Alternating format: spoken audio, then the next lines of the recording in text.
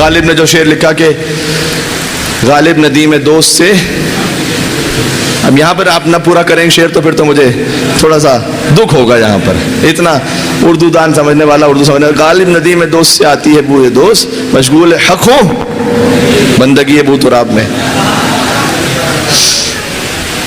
غالب ندیم دوست سے، یہ زیارت جامع کبھی، مجھے غالب کی شخصیت کو میں پورا نہ انڈورس کر رہا ہوں، نہ مجھے ان کے مثلا تمام اشعار پر کوئی مہر ثبت کرنی ہے کہ نہ میں نے ان کے تمام اشعار، سچی بات ہے نہ مجھے یاد ہے سارے، میں نے پڑھے بھی نہیں ہیں تو اس لیے میں جانتا نہیں ہوں، لیکن جتنا کچھ پڑھا ہے اس میں سے یہ شعر بالکل زیارت جامع کبیرہ کے مطابق ہے. ٹھیک ہے، بالکل زیارت جامع کبیرہ کے مطابق ہے.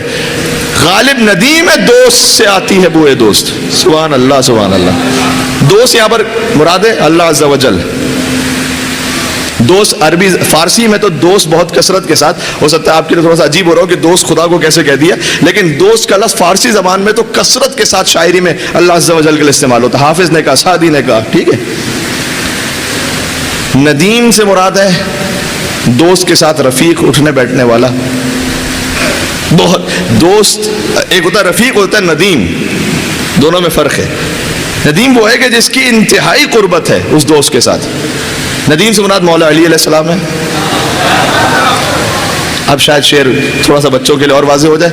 غالب ندیم دوست سے آتی ہے بوئے دوست.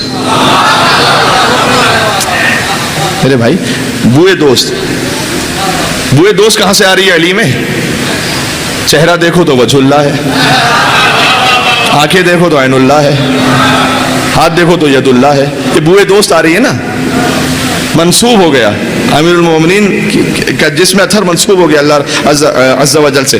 توجہ رکھیے گا، میں کچھ بات کہنا چاہتا ہوں. غالب ندیم دوست سے آتی ہے بوئے دوست، مشغول حق ہو بندگی ابو تراب میں.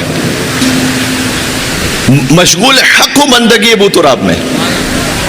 غالب کہہ رہے ہیں کہ مجھے علی سے، چونکہ علی ندیم رب ہیں، لہذا علی سے وہ بو محسوس ہو رہی ہے، خوشبو محسوس ہو رہی ہے کہ میں مشغول حق ہوں بندگی بو تراب میں، کہ میں بو تراب کی بندگی کر رہا ہوں، لیکن عبادت در حقیقت خدا رب العزت کی کر رہا ہوں، خدا حق سبحانہ و تعالیٰ کی. مشغول حق ہوں بندگی بو تراب میں، بندگی کر رہا ہوں علی کی. اب بندگی سے مراد یہاں عبادت نہیں ہے، عبادت صرف اللہ کی ہے. بندگی سے مراد یہاں غلامی ہے، یعنی میں علی کی غلامی کر رہا ہوں. یہ علی کی غلامی عین عبادت پروردگار ہے. یہ شعر لکھ دیا انہوں نے. مفتی اعظم بھوپال، انہوں نے خط لکھا غالب کو، علی گڑھ یونیورسٹی میں موجود ہے. غالب کو خط لکھا، کہا غالب تم بے نمازی تھے، شرابی تھے، بہت سے غلط کام گناہ کر رہے تھے، پھر بھی تمہارے بخشے جانے کا شاید کوئی چانس تھا. پھر بھی شاید چانس تھا کہ ٹھیک ہے شاید اللہ معاف کر دیتا. یہ جو اب تم نے شعر کہا ہے تو تمہاری جہنم کنفرم ہو گئی ہے کہ تم نے شرک کیا، اب تم جہنم میں جائے. مفتیان کرام کو بڑی جلدی ہوتی جہنم میں پہنچانے کی تو انہوں نے کہا بھائی جہنم تمہاری کنفرم ہو گئی ہے. یہ خط لکھا مفتی اعظم بھوپال نے غالب کو. غالب نے اس کا جواب لکھا. اچھا مفتی اعظم بھوپال ہے تو ظاہر سی بات ہے کہ تھوڑا سا القاب کے ساتھ حجت الاسلام، اعلیٰ حضرت والا تبار وغیرہ کچھ نہ کچھ تو ہونا چاہیے نا. غالب کا جو انداز ہے، جو پڑھ چکے ہیں غالب وہ تو جانتے ہیں کیا. انہوں نے آغاز کیا خط کا آغاز، کچھ نہیں، نہ مولانا نہ قبلہ نہ حضرت وغیرہ کچھ بھی نہیں. کہا ابے مفتی سن.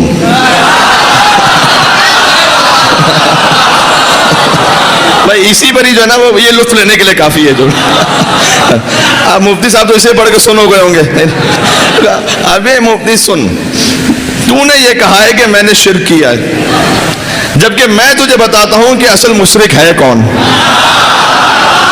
اور پھر شرک کی تعریف لکھی ہے غالب نے، اور بالکل صحیح تعریف لکھی ہے کہ دیکھ، جو خدا کی ذات اور صفات اور افعال میں خدا کے ساتھ کسی کو برابر قرار دے وہ مشرک، اور جو مقام ختم نبوت میں محمد مصطفیٰ کے ساتھ کسی کو شریک قرار دے وہ مشرک، اور جو مقام ولایت عظمیٰ میں علی مرتضیٰ کے ساتھ کسی کو شریک قرار دے وہ مشرک۔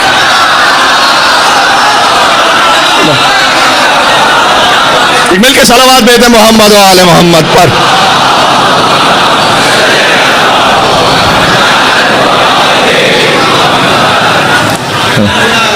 اچھا یہ بھی جارت جامع کبیرہ میں، اب وقت نہیں ہے کہ ورنہ میں ان سارے جملوں کو پڑھوں، ٹھیک ہے؟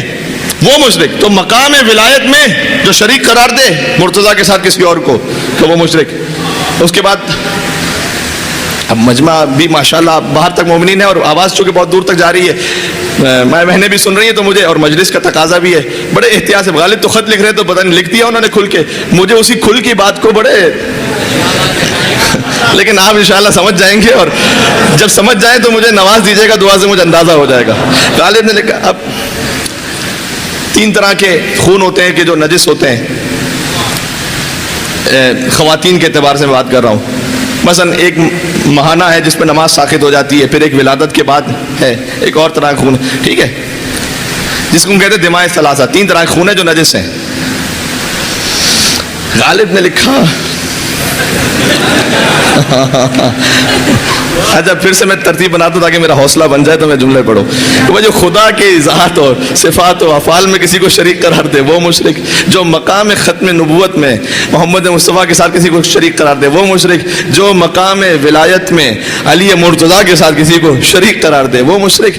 پھر کہا ارے مفتی 3 نجس خونوں میں ان کے فتووں میں ڈوبنے والے کو کیا پتا کہ مقام ساقی کوثر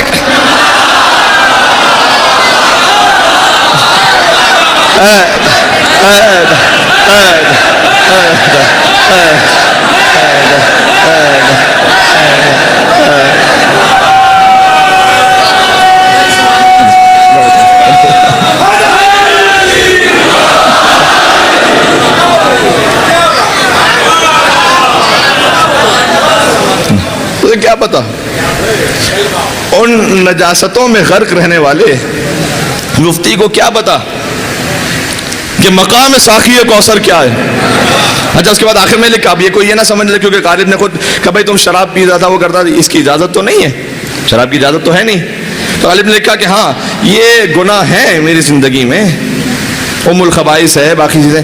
تو کہتا کہ جو تو نے کہا ہے ہو سکتا ہے کہ میں جہنم میں چلا جاؤں لیکن وہاں جا کر بھی میں مطمئن رہوں گا، اس لیے کہ میں جہنم میں پہنچ کر تجھ جیسے منکران علی کو جہنم کا ایندھن بن کر وہاں بھی چلاتا رہوں گا۔